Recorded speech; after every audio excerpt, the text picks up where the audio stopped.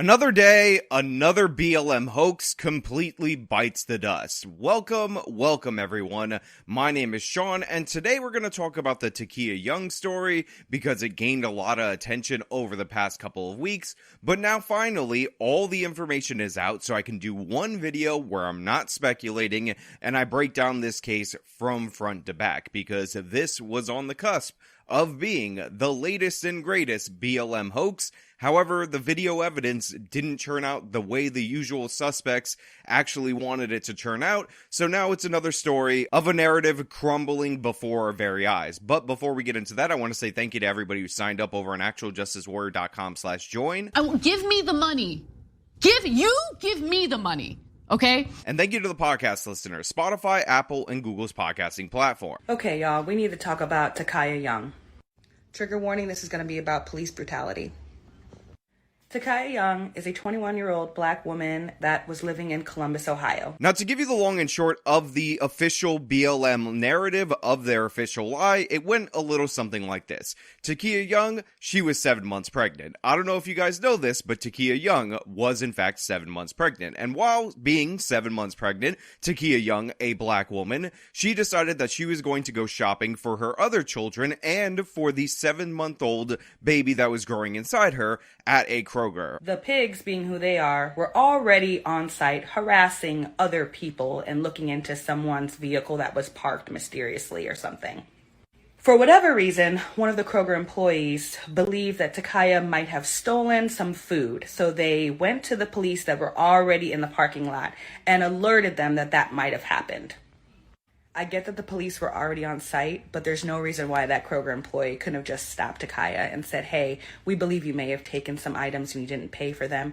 Would you mind, putting the items back or coming back inside and us trying to work on paying for them? All of a sudden, the Kroger employee, due in large part to evil white racism, assumed for no reason at all whatsoever that Takia Young, this 7 months pregnant angel, was stealing from the store. That person alerted the police. The police confronted Takia Young, and then due to their evil white racism and the fact that she was 7 months pregnant and they couldn't stand to have another black child born into the world, they decided to shoot her again for no reason. Did I mention the cops were white? Did I mention the fact that them being white means that it was motivated by evil white racism? Well, that's the official narrative as laid out for the most part by the left-wing media. Instead of alerting the police, which we know is very trigger-happy when it comes to black people everywhere, but especially in Columbus, Ohio. And that's what actually happened. Police ended up killing this 21-year-old black woman who was pregnant. This is the GoFundMe to help her family fight and hold police accountable for her death. Now, on the police side of this, they made the claim that Takia Young was in fact shoplifting at this Kroger. She was stealing bottles of liquor, despite the fact that she's 7 months pregnant. They went to confront her. One of the officers got in front of the car, drew his firearm, and Takia Young made the choice on her own to drive into the officer, at which point one shot was fired, and that unfortunately led to this woman's death. This was out in dispute for 8 days. The left was going absolutely crazy. All the usual suspects were painting her as an angel. And then we got the body cam footage, and it showed us essentially what the police had said. The first officer to interact with Takia Young approaches her car under the suspicion that she stole liquor from Kroger. Hey, stop. Hey, out of the car. Out of the car. By the time the second officer gets to the car and walks in front of it, the first officer had asked Young to get out 5 times. He keeps asking. Young argues. As the officer continues asking Young to get out of the car, she begins to drive. The officer in front of the car fires 1 shot through the windshield. We have paused the video to not show that deadly shot. When we pick up the video a moment later, you hear the commands continue. The car rolls through the parking lot, stopping under the awning by the store. Now look, while we can have a discussion about whether or not it's good tactics for one of the officers to put his body in front of a vehicle in order to try to stop the driver from driving off, it is clearly and obviously a logical outcome that you can expect when you see a police officer on the hood of your car with one hand there. the gun in the other hand, and they're telling you to stop. By the way, Takia was told to stop by the other officer who was at the side window 5 times before this officer ended up getting there, that if you drive into that officer who is pointing a gun at you, then there is a chance that you will get shot. Takia Bryant didn't care about her unborn child. She didn't care about her other children. All she cared about was getting away in that moment. So she drove into the officer, and then she got shot, which was the presumed threat if she were to drive into the officer, which she did. So really, it's an open and shut case, in my opinion, in terms of the use of force from that point on, because obviously a car can be used as a deadly weapon, even though, as we found out through the delving into the details of the 9 or so unarmed black people that are shot by the police every single year, that about half of them are actively doing this, driving their vehicle at the police in the moment that they were shot. It's clearly a dangerous situation created by Takia Young. She had ample warning, and she made the decision that getting away with those bottles of booze was more worth it than actually, surrendering to the cops and being arrested for a shoplifting charge as a part of her organized retail theft gang. But the thing is, the left can never let go of a narrative. So when this body cam footage came out, they decided that they were going to attack the premise that Takia Young ended up stealing anything. Now, I haven't found the direct quote from the attorney, but some so-called criminal justice related journalists claimed at one point Takia Young's attorney said that she didn't steal anything. There was no evidence at all whatsoever. But even more ridiculous, if you read Jamal Andres' tweet, he says that the attorney is going to produce witnesses, or at least a witness, who can testify that Young didn't actually steal anything. So apparently, this witness witnessed her not stealing, which is an impossibility, and you would think somebody with their own Newsy News series pinned to their Twitter profile would realize that you can't prove a negative like that. It would have to be a witness who saw her pay for the booze that she was buying at 7 months pregnant. By the way, this is also false. For whatever reason, one of the Kroger employees believed that Takia might have stolen some food. They said she stole from the grocery store. There is no evidence of her stealing anything.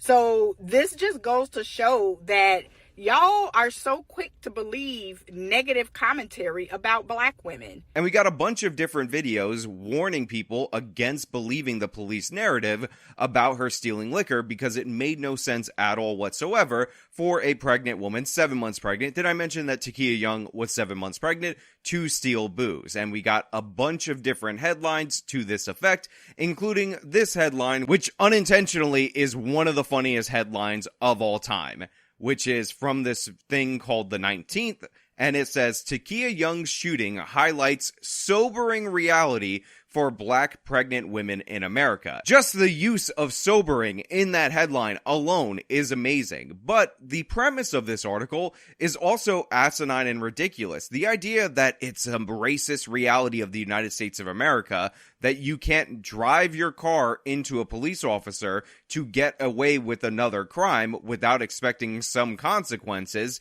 and that is somehow reflective of racism, like it's a white privilege to drive your car at police officers, is absurd in every possible way. Yet that is what is put forward. This is the stretch that these race baiters are trying to bring this case to. And of course, there's also the additional people who, like I said, don't even believe that she stole anything. However, unfortunately for them, and unfortunately for a lot of people in the media, we have the surveillance video of this theft. It was released. I'm going to play it for you. I will be talking over it because it has no audio, but it really goes to show you that, yeah, this is not something that was just made up, which should be obvious, because why would the Kroger employee target this woman specifically unless you believe you have all these evil white racists just looking for a chance to sick the police on innocent angel black people? So as you can see through the surveillance video, Takia Young is in the liquor store section, or the liquor store portion, or a Kroger liquor store, or whatever, and she is stuffing her bag while touching her pregnant belly with a bunch of booze. And you can see it's going into her purse and other things. She also has a basket that you're given in the front of the store to walk around, and she's shifting items from the basket to her bag. Now, initially when I saw this video, I thought Takia was going to pay for the items in her basket and then walk away with the booze in her bag. But as you can see, her and these group of people are just coming in to steal the booze, and she actually stole the basket in this particular case. And as you can see right there, Takia exits the store in a group of people, then they split up, she goes to her own car, and as you can see, the police are already on scene. The Kroger employee alerts the police, and I believe they were doing something like helping a woman who locked her keys in her car at this moment. And this is when the encounter began. Now, just to be clear for all the dumb idiots out there in the audience that are going to say shoplifting doesn't justify murder or whatever ridiculous, idiotic talking point you're getting from the left-wing media, now that your point about how there was no evidence of her stealing has been completely debunked and shredded, and the people who pushed it have been proven to be objectively lying about the situation, I am not saying that the shoplifting justifies her being shot. Obviously, what justifies her being shot is her driving the car, a lethal weapon that she was using as such in that moment, into the officer when she had plenty of warning, i.e. the gun being pointed at her, and 5 different warnings for her to get out of the car before making that conscious decision. That violence from Takia Young is the reason why she ultimately ended up getting shot. Takia Young chose to get shot in that moment based on her actions. However, the people who are saying she didn't do anything, she's an innocent angel, all the stuff that we've heard before related to these Black Lives Matter cases, you're just wrong. And you put your name out there, you attached your own credibility to it. Apparently, the lawyer was even saying that there was no evidence and she definitely didn't steal anything. I saw other statements, by the way, after this video came out, where the lawyer's like, well, just because she didn't pay doesn't make her a criminal. And it's like, what the hell are you talking about? That's the definition of theft. And yes, that does in fact make her a criminal in this case. So the stop was fully justified. By the way, suspicion of shoplifting in the parking lot of a store is a justified stop, whether she did it or not. It turns out she did in fact do it. That is factually correct. So we understand that everything about this stop was done properly and as the police described, not as Takia's family or lawyers or advocates or the race hustlers on the internet did describe. So it's pretty open and shut. I've seen other reports about Takia, by the way, in previous arrests, resisting arrest. So this is also a pattern of behavior from one Takia Young. And there really is no case here, despite the fact that they keep trying to make a case here. Now, I do want to talk about media bias. It's not just the headlines, it's not just the TikTokers, but I get a lot of my information from the local news. Now, this new footage shows why officers approached Young in the first place and how that response was handled during her final moments. Again, this video is extremely hard to watch, so we're going to show you as little of it as possible to tell the most complete, fair, and accurate story from the beginning.